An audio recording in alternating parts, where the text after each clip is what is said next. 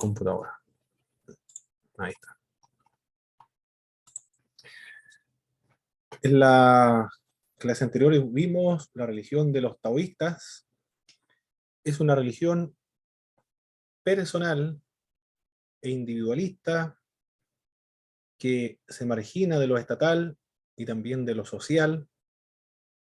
Tienen elementos filosóficos y elementos religiosos, y también se caracteriza por la relatividad de los valores.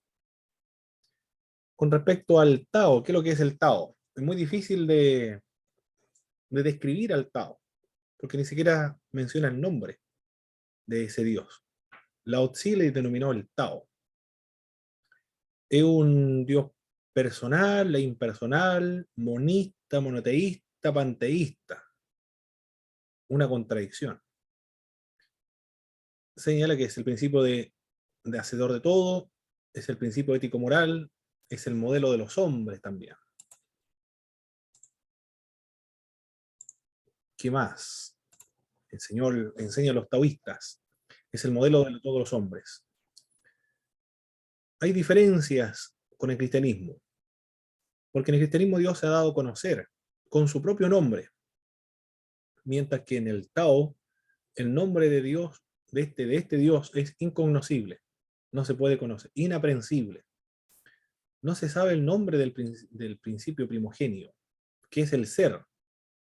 Dios es inmanente, pero no se confunde con la creación en el cristianismo. En el taoísmo, el Tao es animista, pues en Dios a la tierra y también al cielo. El cristianismo monoteísta, el taoísmo originalmente tenía una característica monoteísta, pero al mismo tiempo panteísta y luego politeísta, cuando se degeneró en politeísmo. Pero tiene también ciertas semejanzas. Considera a Dios como trascendente, inmanente. Hay un creador, también como en el cristianismo. En el cristianismo la moral proviene de Dios, al igual que en el Tao, proviene del Tao. En los profetas, para poder adorar a Dios es por medio de la obediencia antes que los sacrificios. Del mismo modo, en el taoísmo, para venerar a este respectivo Dios, al Tao, debe haber obediencia, imitación. Es dejar de actuar uno, para que el Tao comience a actuar a través de uno, en la enseñanza de estos grupos. Y ahora vamos a ver la siguiente religión. Ya disertó la Madanay, lo voy a dejar marcado acá. La próxima semana, la doctora Yesenia, después hermano Christopher, hermano David y Robinson. Ah, Robinson no está los días jueves, sí. Ya, debe estar en el culto ahora, hermano. Vamos a ver qué. Vamos a compartir la pantalla. Se ve completa la pantalla, ¿verdad? Quiero asegurarme de eso. ¿Sí? Perfecto, ya. Y aquí vamos a hacer el mismo ejercicio anterior. Tomar los apuntes de las semejanzas y las diferencias entre uno y otra religión. Para comprendernos más nosotros, porque nosotros nos comprendemos más cuando nos comparamos con la otra religión. Es uno de los propósitos por los cuales se estudia las religiones comparadas, para compararlo. Y también hemos estudiado que no se puede saber ni se conocer realmente el interior de esa religión. Buda corresponde ahora. Después del taoísmo, ahora estudiamos el budismo. Más conocida que el taoísmo parece, el budismo. Pero también como el taoísmo es una reacción, el taoísmo una reacción contra Confucio, el budismo también. El budismo es una reacción contra el hinduismo, una protesta contra el hinduismo. Buda significa el iluminado o despierto. Nació alrededor del año 563 a.C., el año 563. En esta fecha, ¿qué de los judíos? Están en Babilonia, cautivos por los babilonios. Y acá aparece Buda, en escena en otra parte del mundo. En lo que ahora es Nepal, Su nombre completo es Gautama de Sakya Siddhartha o Gautama Siddhartha, Gautama.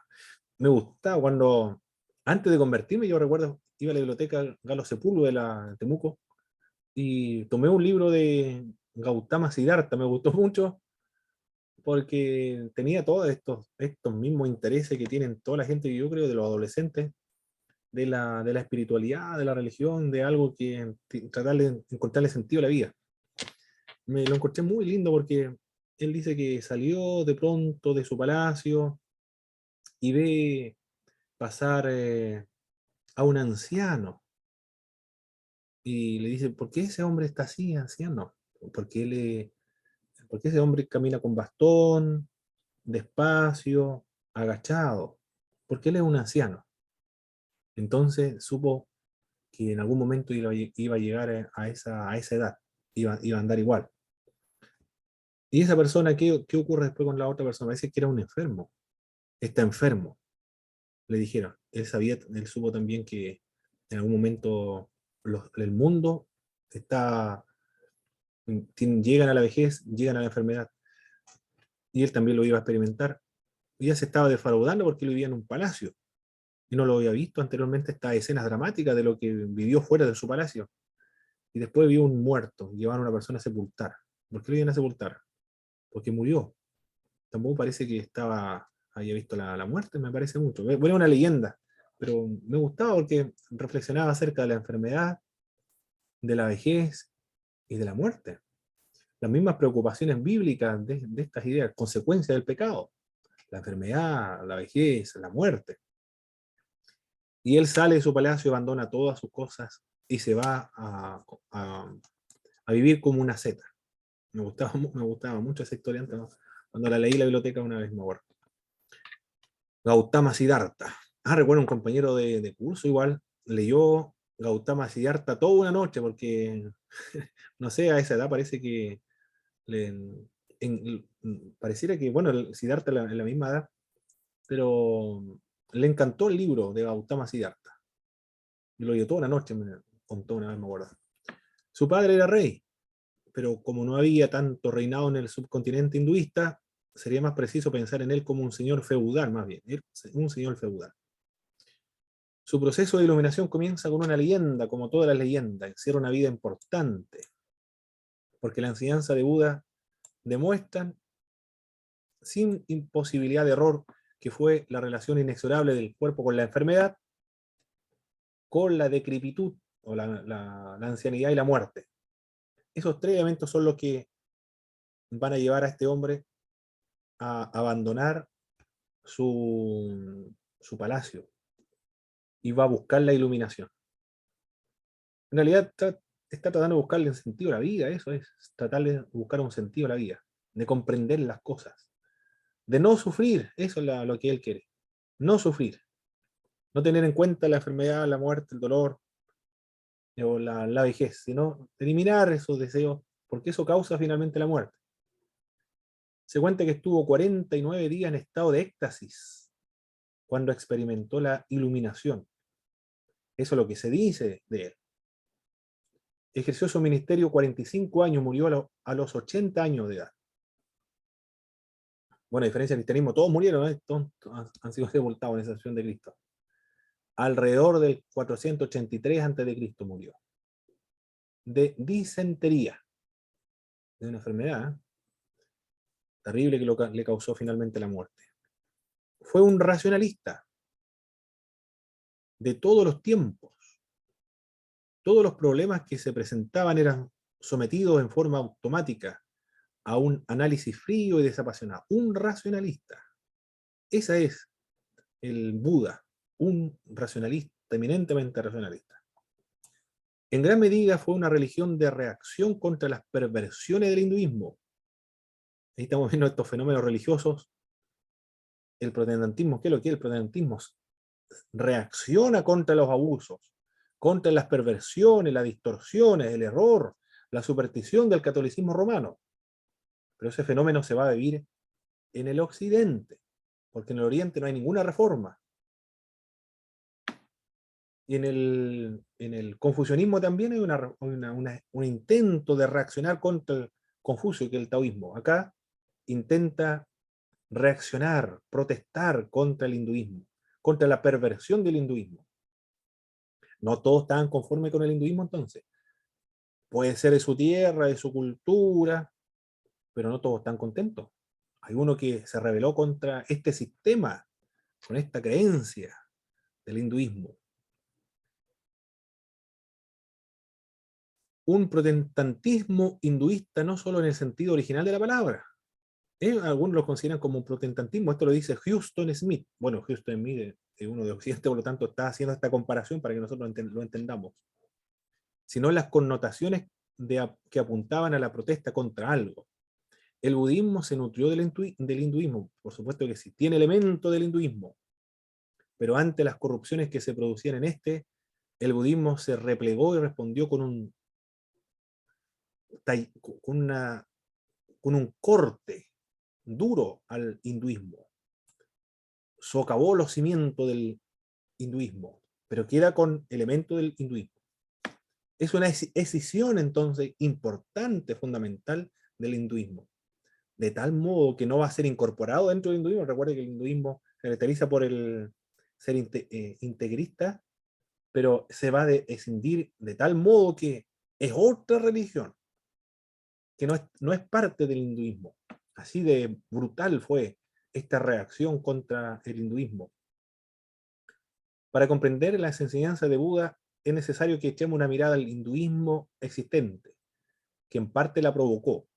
Los hinduistas provocaron el budismo, y para ellos es indispensable hacer ciertas observaciones acerca de la religión. ¿Cuáles son estas? La autoridad, el ritual, una autoridad en el hinduismo, hay un ritual en el hinduismo, una especulación en el hinduismo, una tradición también, la gracia, la religión finalmente trafica con el misterio. Ya, esos son los elementos propios del hinduismo. Buda va a reaccionar contra el hinduismo, con esta característica y elementos que componen la religión hinduista. Es como Martín Lutero, lo estamos viendo acá en Lao Tzu, Buda, como Martín Lutero. No Martín Lutero porque hubieron muchas personas anteriores a él de reformar la religión, pero se surgió con él finalmente exitoso, porque los anteriores fueron destruidos. Buda predicó una religión desprovista de autoridad. Eso es lo que hizo, mire lo que está haciendo Buda. ¿Quiénes son las autoridades para el hinduismo? Los que influencian, los que están en la cabeza, los que están más arriba. Son los que determinan la religión, la tradición, los que conservan la tradición, los más respetados, los más admirados, y los que están en la cúpula del hinduismo. ¿Quiénes son? ¿Qué casta? ¿Cuál es esa casta? Los brahmin. Los brahmanes, los brahmanes. Muy bien, los brahmanes son los sacerdotes, ¿eh? Bueno, ellos la autoridad. Pero Buda dijo, acabamos con toda autoridad. No hay autoridad acá. Increíble, miren la reacción de Buda. No hay autoridad. No hay brahmanes. Ya no hay brahmanes. Los brahmanes no tienen autoridad en el budismo. Ya por eso que se separó del hinduismo. No es considerado como parte del hinduismo. Porque no se consideran los brahmanes como los que determinan la religión, o los que enseñan la tradición, y la doctrina, las creencias, y los ritos, no son ellos. ¿Quién es la autoridad entonces ahora en el budismo? ¿Es Buda la autoridad? Cada individuo es su propia autoridad ahora. Miren lo que dice Buda. Cada uno es la autoridad ahora. Ya no hay autoridad. Yo mismo soy mi propia autoridad, dice Buda. En el hinduismo hay ritos, pero en el budismo no hay ningún rito. Acabó con los ritos. Por eso esta expresión de talar el hinduismo, lo tala desde su cimiento, desde las estructuras, ya con la autoridad, acaba con la autoridad. Y con el rito, ya no hay rito. No hay ritual en el budismo. Buda predicó una religión que evita la especulación. En el hinduismo existe la especulación, pero en el budismo no hay especulación metafísica o una especulación acerca de los espíritus, de Dios, de unirse a Brahman. No hay ese tipo de especulación. Más bien considera la especulación como una tarea infructuosa. Es absurda, infructuosa, no tiene ningún sentido. Predicó una religión desprovista de la tradición. ¿Quiénes son los conservadores de la tradición? Claro, si se elimina a los brahmanes, que conserva la tradición, y ahora ya no hay tradición, no hay necesidad de autoridad. Si no hay autoridad, tampoco hay tradición. Elimina entonces la desprovista de tradición. No se considera la tradición en el budismo. Abandonó el sánscrito como lengua tradicional. Así de radical es este hombre, Buda. El sánscrito es el idioma sagrado en la religión hinduista, y él lo abandonó por la vernácula del pueblo, por la lengua tradicional del pueblo, como hizo Martín Lutero cuando abandona el latín y traduce la Biblia al alemán. Buda hizo lo mismo, antes que él, por supuesto. Abandonó el idioma sagrado, escrito sagrado del sánscrito, y ahora escribe en su propia lengua, la vernácula del pueblo. Enseñó que no hay que apoyarse en ningún dios o dioses. Eso dice Buda, no hay que apoyarse en ningún dios o dioses. En el hinduismo, claro, en una multitud de dioses, mientras alguien se apoya en algún dios, está bien. Puede ser hinduista, panteísta, de cualquier idea religiosa que tenga de Dios, aunque ateo incluso. Pero en el budismo enseñan no apoyarse en ninguna religión, o sea, perdón, en ningún dios. Ni siquiera en Buda deben apoyarse, porque cada uno es su propio salvador. Ahí está la diferencia con el cristianismo. El cristianismo es dependencia de Dios. En cambio, Buda dice, no hay ninguna dependencia de Dios. Uno mismo es su salvador. En el cristianismo, Jesús es el que salva, Dios el que salva. Predicó una religión desprovista de lo sobrenatural. En el cristianismo lo sobrenatural prevalece. Condenó toda la forma de adivinación, vaticinio, predicción como malas artes. Buda creía que el apelar a lo sobrenatural y confiar en ello equivalía a buscar atajos, respuestas fáciles y soluciones simples, que solo podía distraer la atención de la dura y práctica tarea de elevarse a sí mismo. En el budismo, uno mismo es la autoridad.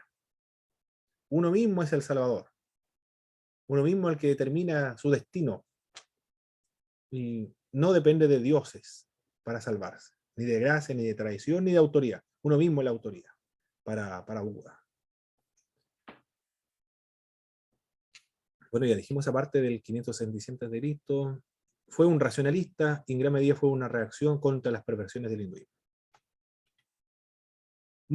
Es similar, no, hay que guardar las proporciones, sin embargo, a Lutero, ¿eh? Martín Lutero. Característica del budismo ahora. ¿Cuáles son las características del budismo? Una de las características del budismo es lo empírico. Para todas las cuestiones, la experiencia personal era la prueba máxima de la verdad. La experiencia personal. Esa es la prueba máxima de la verdad. Parece que algunos teólogos evangélicos protestantes como Friedrich Schleiermacher, me parece mucho que va a tomar del budismo para forjar esta religión, que es el padre del liberalismo teológico también. Pues se parece un poco al reflexionar Schleiermacher, dijo que no cree en autoridades. Dijo también Schleiermacher que el cura o el padre o el pastor, la iglesia y la Biblia no son autoridad, sino que la religión consiste en un sentimiento de dependencia de Dios. Bueno, no es tan cercano al budismo, pero cuando elimina la autoridad sí. Pero lo otro, el Friedrich Schleiermacher, el sentimiento de dependencia de Dios, la experiencia que uno tenga con la divinidad, esa es su propia autoridad. Por eso que pareciera que estuviese relacionado a Friedrich Schleiermacher con el budismo, con lo que enseñó Buda. El padre del liberalismo teológico es Friedrich Schleiermacher, y uno de, de los fundamentos filosóficos, por lo menos del pentecostalismo, el neopentecostalismo, cuando habla acerca de la experiencia. El verdadero discípulo debe saber por sí mismo, no por el razonamiento, ni por la deducción, ni por la argumentación, sino por experiencia propia. Enfatizó la experiencia entonces. También la otra característica del budismo original, por lo menos original, porque vemos como el taoísmo finalmente se degeneró. Acá en el budismo comienza así, pero después ya se va a degenerar también. Científico. Hacía de la ciudad o de la cualidad de la experiencia vivida su prueba máxima. Dirigía su atención a descubrir las relaciones de causa y efecto que le afectaban a esta experiencia. Era pragmático también, a menos que sus enseñanzas fueran herramientas útiles, carecía de todo valor. Si sirve, lo utilizamos, si no sirve, no la utilizamos. Él las comparaba con balsas, porque las enseñanzas de Buda, para cruzar al otro lado se necesita la balsa, pero ya cuando se ha cruzado al otro lado ya no hay necesidad de ninguna balsa. Por lo tanto, sus enseñanzas sirven como balsa nada más. Mientras sirvan, se pueden aceptar. Pero después, cuando ya se ha concretado lo que andaba buscando, no hay necesidad de esa enseñanza de Buda. En ese sentido, a eso equivale lo pragmático. Da consejos prácticos. Toma todos los consejos prácticos. Si no es práctico, no sirve de nada la enseñanza. Pero también es terapéutico. Una cosa enseño, dijo Buda: el sufrir o el sufrimiento y el fin del sufrimiento. Eso enseña Buda. No quiere sufrir porque quedó traumatizado con esta idea de primero ver a un enfermo, de ver a un anciano y después ver a un muerto. Y las personas sufren al considerarse, al ver la enfermedad, la vejez y la muerte, o todo tipo de sufrimiento. Él quiere enseñar el fin del sufrimiento. Es solo el mal y el fin del mal lo que yo proclamo. No quiere que la gente sufra, no quiere acabar con el mal. ¿Y cuál es lo que causa el mal? El sentimiento. Por lo tanto, hay que acabar con el sentimiento. Si dejamos de sentir de las ansias o el deseo, si acabamos con el deseo, ya no vamos a sufrir, dijo Buda. El psicológico también. Es terapéutico y psicológico. El término se utiliza aquí en contraste con lo metafísico. En lugar de comenzar con el universo y desplazarse hacia los seres humanos que lo pueblan, Buda comenzaba invariablemente con los seres humanos, sus problemas y la dinámica para enfrentar los problemas que tenían aquí en la Tierra. Igualitario, la otra característica del budismo, claro, las perversiones del hinduismo. Buda protesta contra las perversiones del hinduismo. Una de estas es las castas. Con una inspiración incomparable para su época, infrecuente en cualquier otra, insistió en que las mujeres eran tan capaces de llegar a la iluminación como los hombres.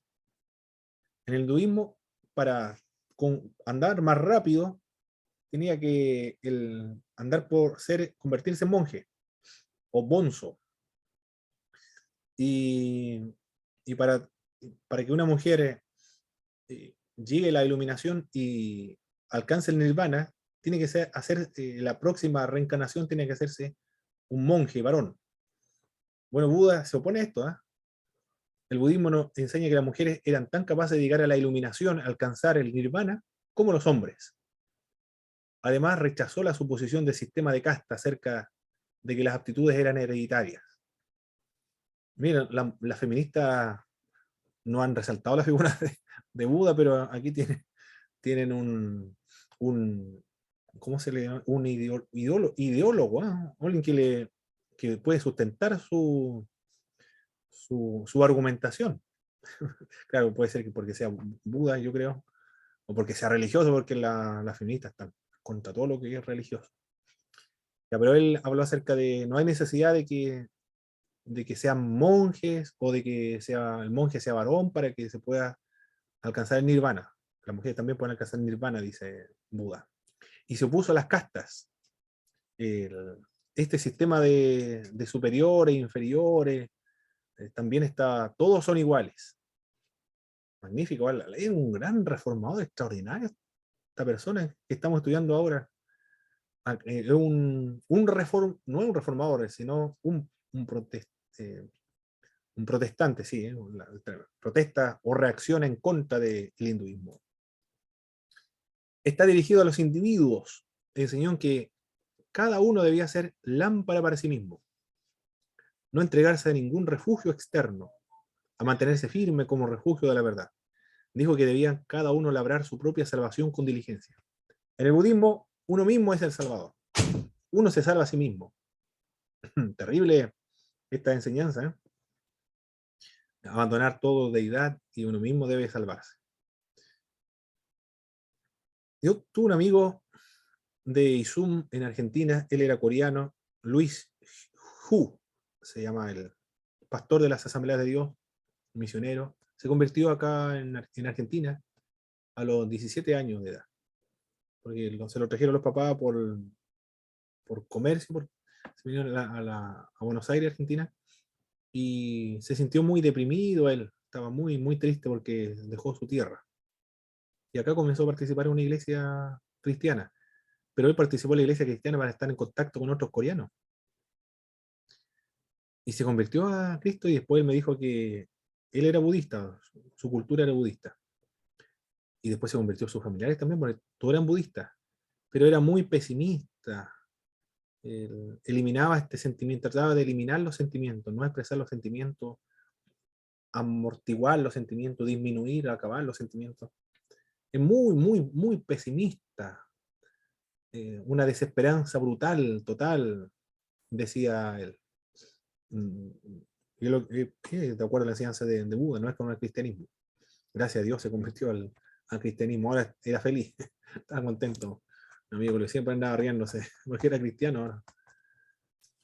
Los datos estadísticos, hay en Asia unos 450 millones de budistas.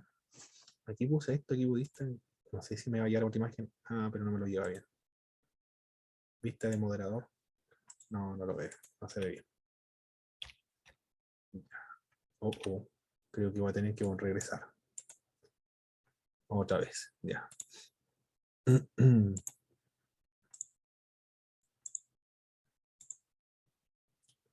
¿A dónde estábamos nosotros? Aquí estamos.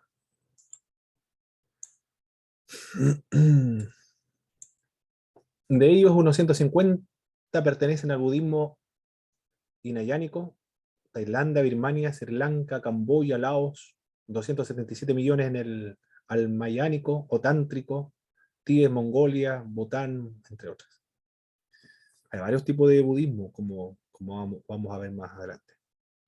¿Qué es lo que es el budismo? ¿Es una filosofía o una religión? Es una religión, pero no en el sentido estricto del término religión. Recordemos cuando en las primeras clases vimos hay varios niveles o grados o hay sentidos de religión. Acá no en el sentido estricto de lo que es religión, sino en el sentido amplio de lo que es una religión. Aunque no solo en el sentido metafórico. Ha sido considerado ateo o al menos agnóstico. Increíble, estamos estudiando una religión, pero ha sido considerado esta religión como una religión atea, o por lo menos agnóstica. Y con razón, según se verá. Pero el budismo hay un sistema de verdades que hay que creer. Por eso que es una religión, no solo en el sentido metafórico. ¿Por qué? ¿Por qué una religión? Porque hay un sistema de verdades que hay que creer. Un conjunto de normas ético-morales que hay que cumplir. Una serie de ritos que hay que celebrar.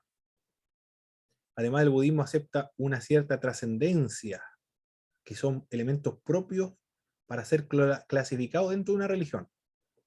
El Dharma y el Nirvana son elementos trascendentales. Por eso es que se puede clasificar como religión. Y la supervivencia de algo humano tras tantas muertes como renacimiento. Por eso es considerado como una religión. Como en el hinduismo, tampoco en el budismo hay una palabra que exprese lo que nosotros entendemos como religión, o sea, la religación subjetiva personal con la divinidad, así como sus manifestaciones individuales y sociales. En el hinduismo no hay una palabra equivalente a la nuestra religión. En su lugar se usa el Dharma Vinaya, compuesta de las palabras más afín Dharma, considerada en parte como sinónimo de religión, y por los hindúes, y el Vinaya, conducta o disciplina monástica, o relacionado con la educación.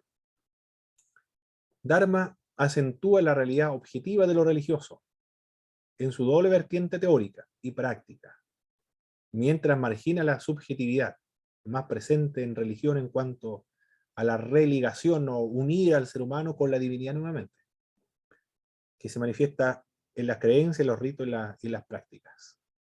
Es una religión en ese sentido, amplio, pero no solo metafórico, sino reúne las características propias de todas las religiones, por el sentido de la trascendencia y una forma de sobrevivencia después de la muerte. ¿Qué es lo que es el nirvana para el budista? El famoso nirvana, ¿qué es lo que es? Es el concepto que utilizó Buda para referirse a la meta de la vida. Eso es el nirvana, la meta, el propósito de la vida. El nirvana en el budismo significa extinguir o apagar, no de manera transitoria, sino como se extingue el fuego. Cuando desaparece el combustible, el fuego se apaga.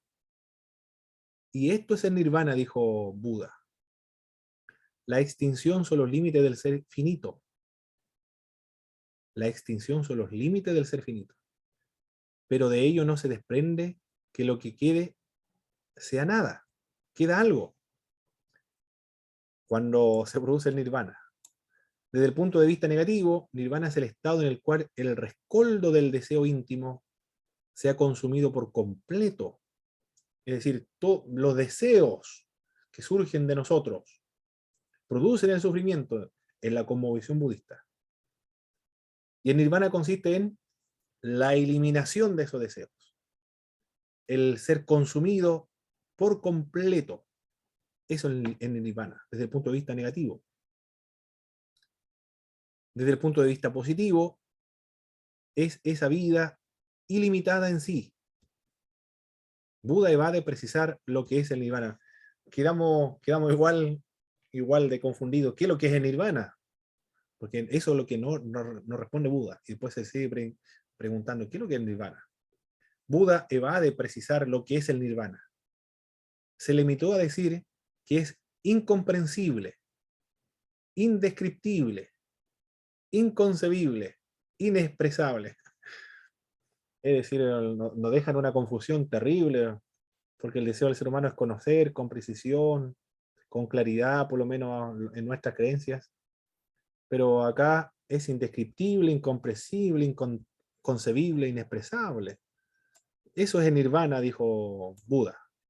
Ni él no lo entendía. Luego se pregunta, ¿es el nirvana Dios? La definición de Dios es un ser personal, creador de todo. Definido de esa manera, el nirvana no es Dios, personal, creador de todo. No es Dios entonces en ese sentido. Buda no considera nirvana algo personal, ya que la personalidad requiere ser definida. Pero como el nirvana es indefinido, entonces no es Dios. Porque Dios es definido y el nirvana es indefinido. Ya que la personalidad requiere ser definida, cosa que el nirvana excluye, no puede ser definido. ¿Qué es lo que es nirvana entonces? Si no es expresable, no es inconcebible, indescriptible, incomprensible, inexplicable, no es Dios tampoco, porque Dios requiere ser definido y el nirvana no se puede definir. ¿Es el nirvana divinidad entonces? El concepto de divinidad descarta el elemento de la personalidad. El nirvana no es Dios definido como creador personal, pero se aproxima al concepto de Dios como divinidad. Lo suficiente para no merecer el nombre en este sentido. El concepto de divinidad descarta el elemento de la personalidad. Un ser divino, pero ¿es persona o no ese ser divino? Es una especie de panteísmo entonces. Eso es, así concibe Buda el nirvana. difícil igual de expresar. Bueno, él mismo dice que es incomprensible, inexplicable, incognoscible el nirvana. Si es Dios, no es Dios, pero si es divinidad, similar a una divinidad porque no es una persona, no necesita que se defina a esta persona. El budismo, ¿religión o religiones? Existen 250 ramas o modalidades del budismo actualmente. 250 ramas. Una cantidad extraordinaria de budistas. Están los Theravadas, los ortodoxos, los Vasiputrías heterodoxas. Los cismas dentro del budismo se produjeron ya desde la muerte de Buda, a la primera asamblea o concilio budista convocado por el nombrado sucesor de Buda inmediatamente después de sus funerales, que se celebró en una cueva. Asistieron 500 arat. Los arat son monjes. Pero no fue invitado Ananda, familiar y discípulo fiel, muy fiel de Buda. ¿Y por qué no fue invitado? Porque estaba preocupado, no había alcanzado a ser un monje, porque estaba preocupado de su familiar, entonces fue descartado. El segundo concilio fue, y se celebró un concilio, ese fue el primero, se fijó un canon de lo dicho por Buda, pero no fue aceptado por todos los budistas. Después se celebró otro concilio en el budismo, en el año 386 antes de Jesucristo, dictaminó contra la relajación de los bonzos y expulsó a los culpables de esta relajación de los bonzos. En el año 264, el budismo se extendió por toda Asia Oriental, pero se dividió en dos ramas, los de Theravada, considerada ortodoxa, que luego se escindió en 5 ramas en el siglo II a.C., y la heterodoxa, o de los Vasiputrías. Vadín significa seguidor de una doctrina, subdividido en más de 4 corrientes ya en el siglo III a.C. Bueno, el fenómeno de las divisiones lo estamos viendo acá como en el cristianismo, y el fenómeno también de los concilios para determinar el dogma y definir cuáles son el canon sagrado, también es parte de los concilios cristianos. Se requieren estos concilios. La sexta asamblea general se celebró en el año 1954, 1958 en Birmania. Participaron los más distinguidos estudiosos de todas las escuelas budistas en el mundo. En ella se dio la forma revisada y definitiva de la enseñanza de Buda, escrita según los actuales métodos de exégesis. Los europeos crearon la denominación budismo en el siglo XVII para nombrar a cuantos gravitaban en torno a la figura y a las enseñanzas de Buda. Desde entonces suele hablarse de budismo como si se formara una sola unidad o fuera un solo grupo. Las principales ramas del budismo, ¿cuáles son? Está el budismo Theravada, es uno de ellos, es uno de los principales. Theravada acentuaron la disciplina, el autodominio, la ascesis. La ascesis es liberadora o ligaduras con lo contingente, lo sensorial, como medio más adecuado para alcanzar el conocimiento, la ciencia, la sabiduría. Es el autodominio, la ascesis, la ascética, fueron ascetas. Tiene como ideal el arat, que viene del pali, significa asceta o santo.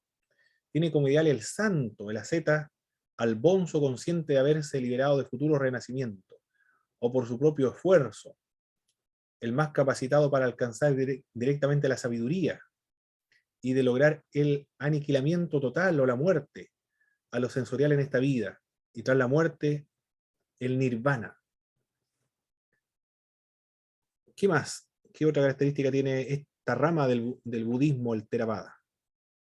Considera a Buda como un personaje histórico. Es el maestro de este mundo. El canon de sus libros sagrados fue puesto por escrito en Pali en el siglo I a.C. La lengua derivada del sánscrito y traducida a esta lengua en el año 100 y 320 después de Jesucristo.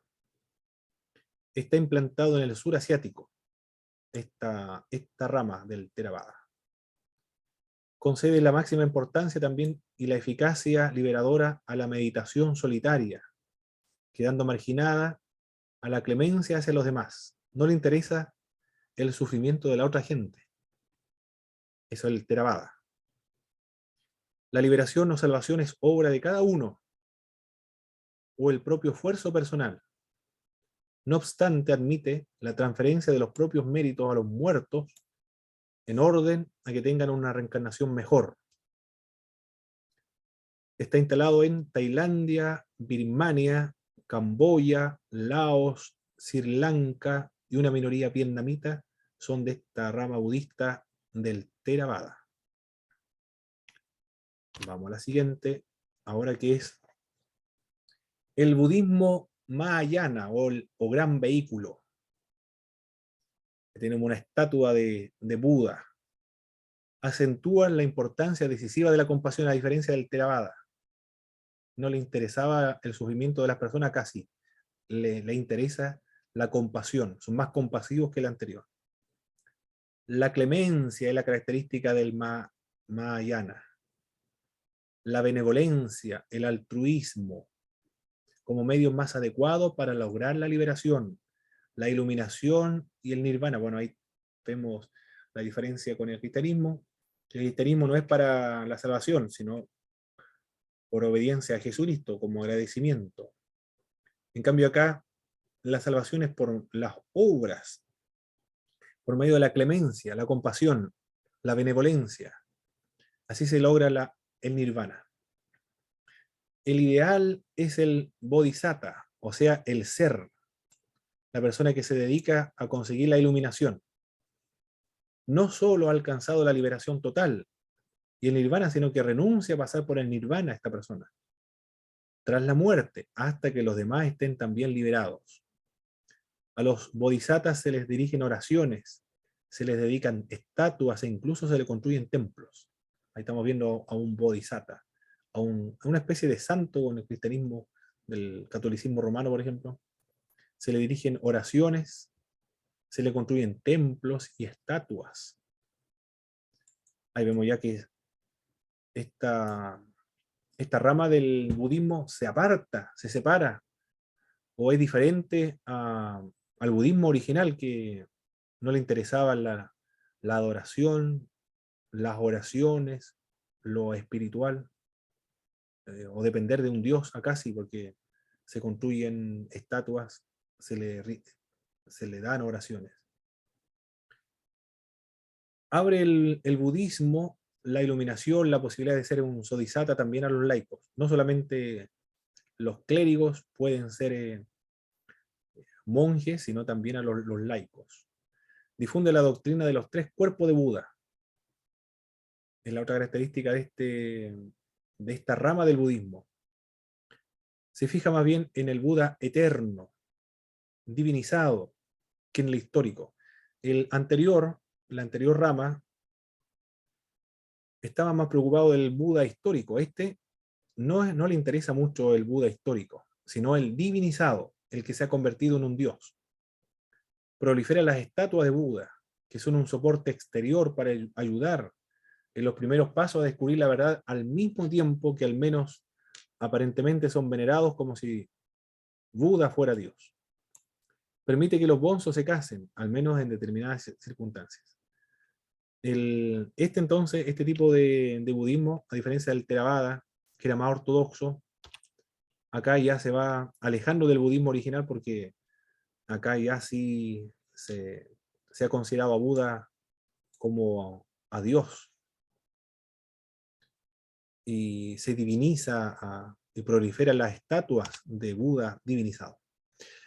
La otra rama del budismo es el Vajrayana, o el vehículo del diamante budismo tántrico.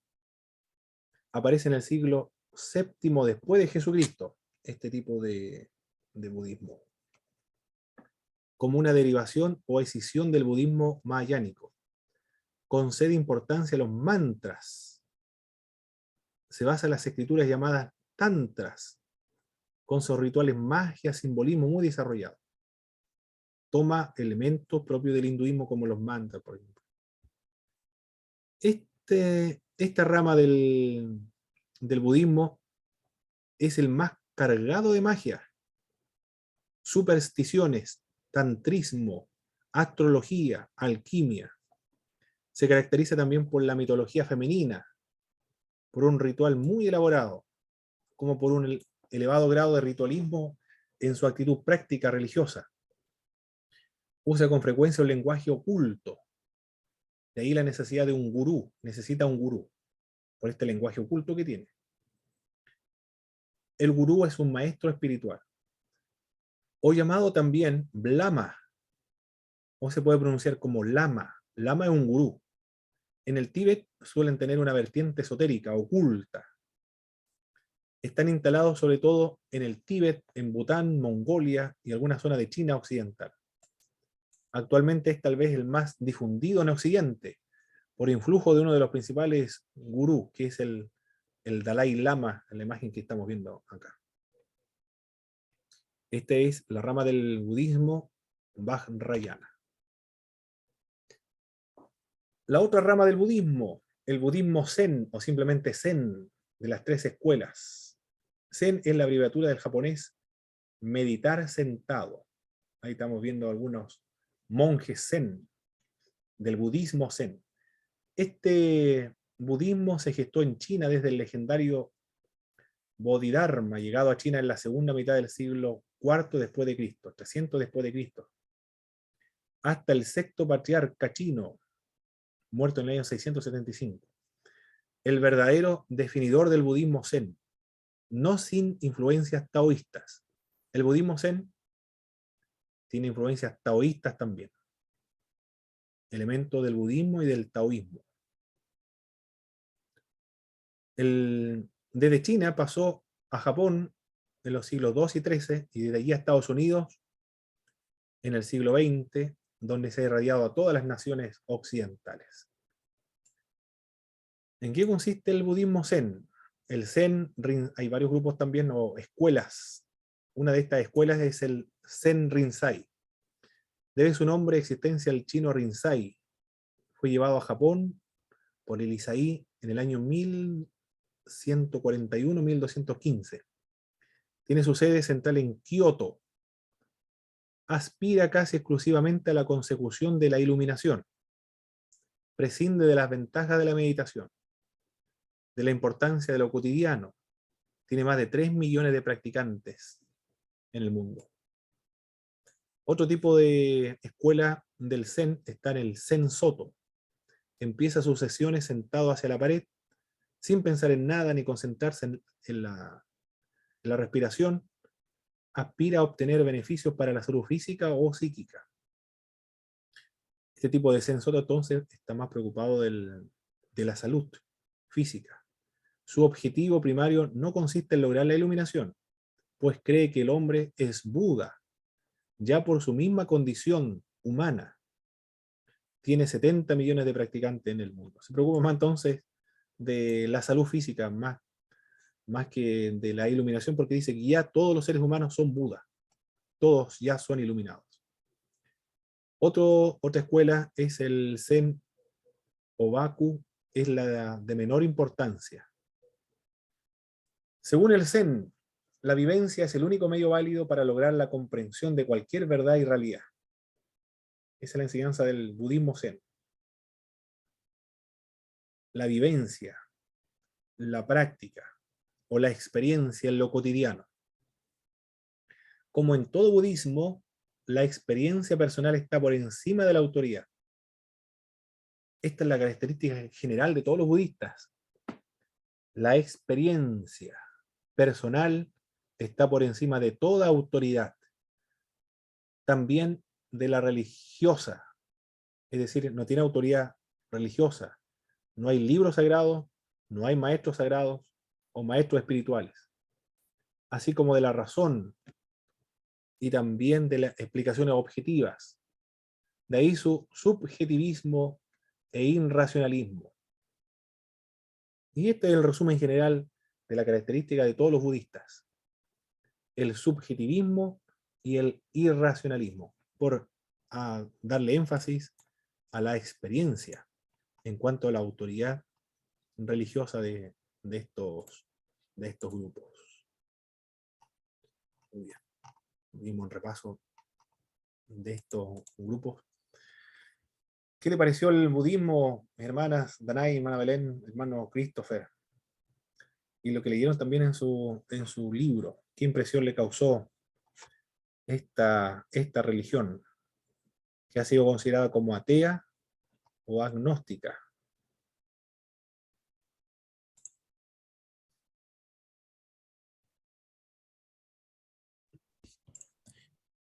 Acá en Chile, profe, ¿Sí? yo sé, en Puerto Montt el budismo tiene fuerza. Ay, no sabía eso, ya. Sí, de hecho, una ex colega siempre comparte como frases y temas prácticos del budismo. Mm, Sí, así que está está cerca acá en nuestra zona.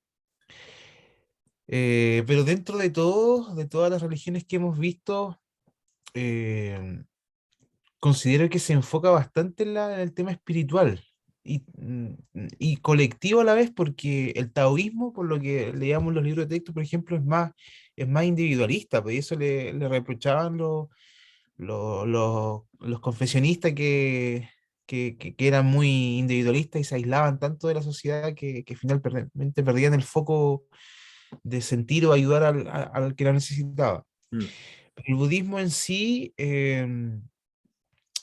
ayuda al desarrollo espiritual de aquellos que lo practican, principalmente en la meditación. mm. Ahora, ¿ellos son monoteístas, profe, o no? Eso no creo que, no sé si no lo leí los libros de texto, pero me saltó la duda ahí, porque El, finalmente... el budismo, Vamos. bueno, el budismo no le interesa a los dioses, ni los espíritus, no le interesa, por eso que ha sido considerado como una religión atea, Ujú. que no tiene dioses, o por lo menos agnóstica, que no puede conocer los dioses ni tampoco le interesa. Originalmente, por lo menos era así. Y le enseña a no depender de los dioses tampoco, ni buscar la ayuda de los dioses. O renuncia a toda autoridad, los dioses o libros sagrados. Uno mismo es su propia autoridad. Uno mismo también es su propio salvador. Por eso que prescinde de los dioses. No le interesa los dioses. Pero como hay varias ramas del budismo, Sí, algunos consideran a Buda sí, como como Dios. Dios. Exactamente. Pero otros no. Otros no. A grandes rasgos, como son individualistas, no le interesa lo divino. Son más antropocéntricos. Antropocéntrico es el término, ¿o no? Excelente. Bueno, si lo queremos, lo expresamos con nuestro propio lenguaje, es una religión eminentemente antropocéntrica. Por lo Claro. menos, por lo menos la más tradicional, lo más ortodoxas. Eminentemente antropocéntrica. Algunas convirtieron a Buda en Dios y le dirigen oraciones, le han construido templos también, le hacen sacrificios, pero originalmente Buda no le interesaba aquello. Pero son otras ramas dentro del budismo. A su amiga te debería preguntarle de qué rama del budismo proviene, cuáles son las ramas de tantas budismo, porque Cre- hay 250 ramas del budismo y subramas. Creo que es del Dalai Lama. Ah, perfecto, es la más supersticiosa, cargada de Sí, la magia. Ah, sí. de lo supersticioso, de la magia, de lo esotérico. Alquimia. Sí. Ah, ya, de la más cercana a lo casi, a lo casi, a lo, prácticamente, claro, lo esotérico, la Sí, magia, la brujería, la mística está relacionada ya. Ah, perfecto. Se define bien por lo menos. y bueno, igual decía que algunos libros de texto que tienen ellos eran tan voluptuosos que un budista ni con toda su vida podía terminar de leerlos, decía un libro de texto creo Ya, que hacía el comentario, que tenía más libros que la Biblia y su canon era extenso, ya. No, así, interesante, ¿eh? sí, Interesante. conversar con los que siguen esta religión. Bueno, vamos a dar un repaso de lo que estuvimos viendo. ¿Qué es lo que es el budismo? ¿Es una religión o es una filosofía? Aquí todos pueden activar sus micrófonos, hermanas, hermanos igual. No está bien definido, profe, su trasfondo. Puede ser una religión, pero no en el sentido estricto, es más amplio. Perfecto. Es tanto una filosofía como una religión. Muy Sí. bien. Es una religión en sentido amplio, pero tiene elementos propios de una religión. ¿Cuáles son estos elementos propios de la religión? Hay un sistema de verdades que hay que creer, un ¿Mm? sistema de verdades. Ritos. Hay ritos también que se deben celebrar, conjunto de normas ético-morales que hay que cumplir. Acepta una cierta trascendencia como el nirvana o el dharma y la supervivencia de algo humano tras la muerte o después de tantos renacimientos. Por eso, en ese sentido, puede ser considerado como una religión. ¿Cuántas ramas o modalidades de budismo existen actualmente en el mundo?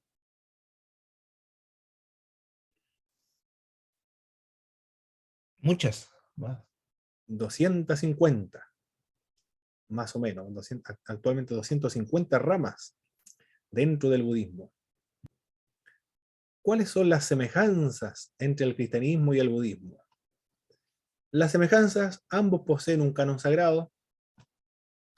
Tanto el cristianismo como en el budismo existen ramas o confesiones. Y al igual que el cristianismo, han sufrido cismas importantes. Esas son las semejanzas, pero hay grandes diferencias también. En el cristianismo, el hombre no puede salvarse por sí mismo. En cambio, en el budismo, cada uno es su propio salvador. Y se salvan por el esfuerzo personal. En el cristianismo, la autoridad máxima, por lo menos en el protestantismo, es la Biblia. En el budismo, es la experiencia personal, sin considerar ninguna otra autoridad. Y lo vimos, las características generales del budismo. ¿Cuáles son dos características generales del budismo?